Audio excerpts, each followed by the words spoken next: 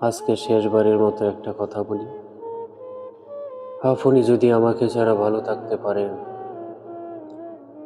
তাহলে আমি আপনার ভালো থাকাকে নষ্ট করতে চাই না।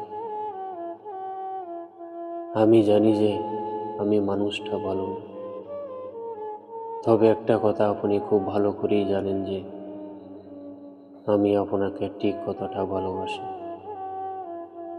আমি কোনোদিনও ভাবিনি আপনি আমাকে এইভাবে পর করে দিবেন। আমি তো আপনার কাছে কোনোদিনও কোনো কিছু চাইনি,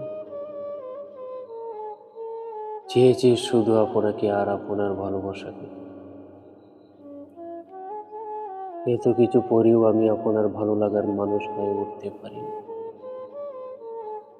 অবশেষে একটা কথা বলি, অনেক কষ্ট আমার আপনাকে ছাড়া থাকতে,